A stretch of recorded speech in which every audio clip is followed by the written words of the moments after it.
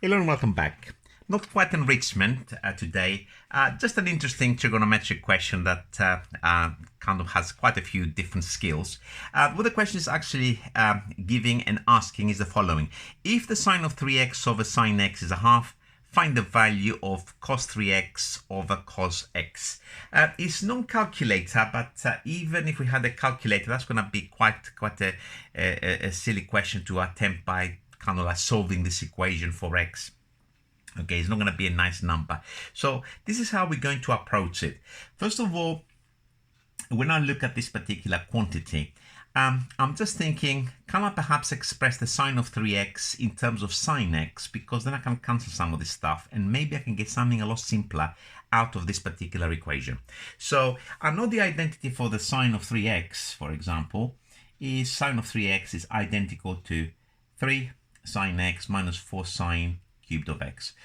Most people will not know this, so it's fine if I'm just quoting it here, but I will derive it. It's not in formula books, unfortunately, so if you need it, you really need to know how to derive it, or know it by heart, I guess. So this is derived very, very easily as follows. You start with the sine of 3x. This is actually examinable at standard and straight maths, really. So we write it as a sine of 2x plus x. Then you use the compound angle identity for sine A plus B. So it's going to be, of course, the sine of 2x, the cos of x, plus the other way around, the cos of 2x times the sine of x. Okay, because we want everything in sines, as I just mentioned at the beginning, or actually we can actually see the identity now as a show, perhaps in there. We need to switch everything into sines. First of all, the sine of 2x needs to be broken down. So it's going to be 2 sine x cos x. I'm putting this bracket just to show where it's coming from. That's from that bit there, cos of x. And I'm going to write that sine first. And of course, the cos of 2x, we have 3 versions for cos 2x. I'm going to pick the version that has sines only, which is 1 minus 2 sine squared of x. This, of course, we ought to know by heart. A little bit of a tidy. 2 sine x cos squared of x, that's this bit here. Multiply this bracket out, plus the sine of x minus 2 sine cubed of x. Of course, some of the bits that we ought to be getting started appearing. We still got this unwanted cos squared, but that's not a problem. Of course, we can get rid of a cos squared very, very easily into sines by doing 1 minus sine squared. And I think after our last tidy, we ought to get the identity in the box. So 2 sine x minus 2 sine cubed x plus the sine of x. And let's check, is it all right there?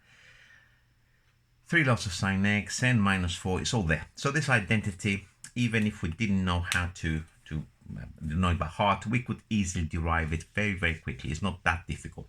Okay, so what do we go next? Well, we follow with the plan, and the plan was, of course, now we can actually say the sine of 3x over sine x is equal to a half.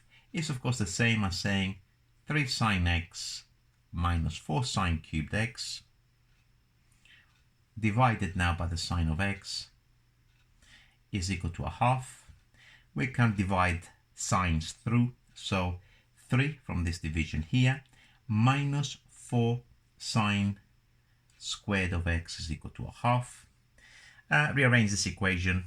3 take away half is 5 over 2 on the left is equal to 4 sine squared of x, and the sine squared of x will be 5/8. I can actually continue, but I don't know if I'm going to need sine of x or sine squared. I can easily go from sine squared to cos squared. I might need cos squared in there. So for the time being, I will leave this as it is, and if I need to manipulate it further, I'll come back to it. So of course, now I've got some information out of this equation. Now I'm trying to actually find, okay, what does that simplify to? And along the way, I have to use the fact that the sine squared of x is 5/8. Well, quite clearly I need something which looks like that for the cos. I know it by heart, but Of course, I just don't want to quote it. I could do exactly the same thing I've done for the sine. I could actually say the cos of 3x is equal to the cos of 2x plus x and derive the identity.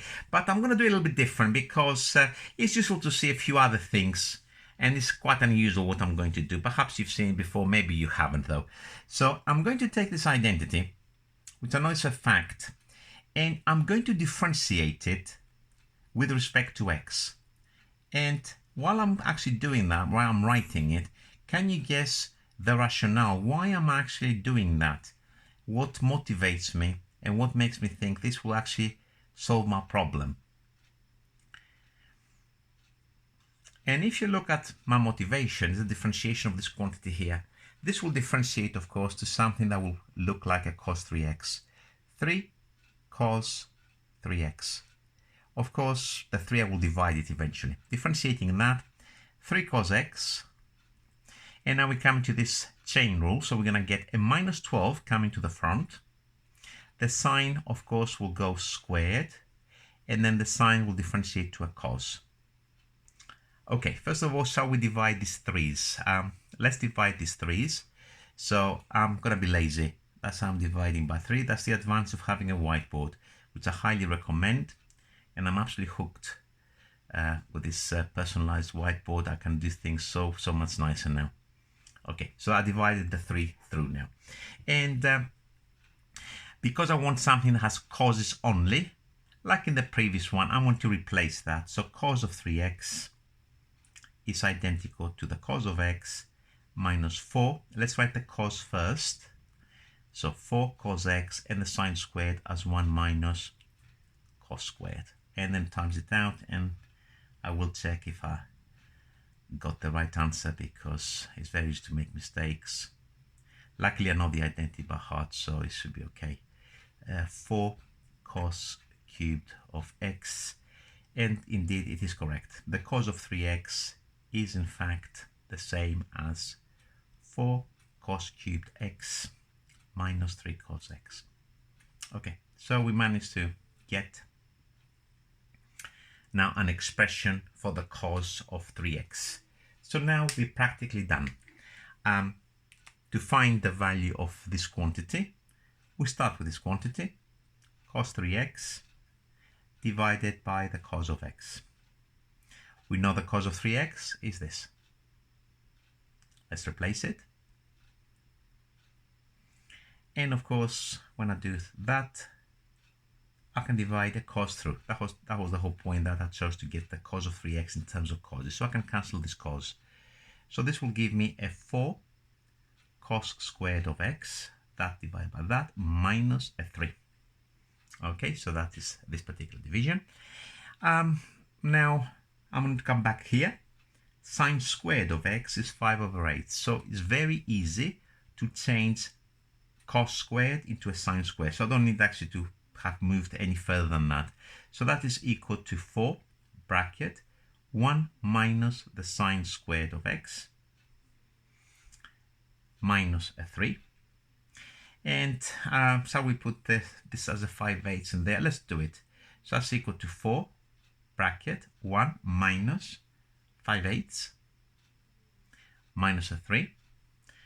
We can put into a calculator, but this is meant to be not calculated, believe it or not. So 1 take away 5/8 is 3/8. So that's that. Take away 3.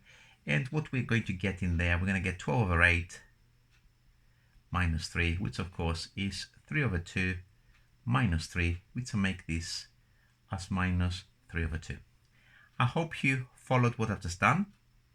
And I hope you learned quite a few different things in all of this quick lecture. I will be joining you very, very soon for more. Okay, for the time being, I am signing out.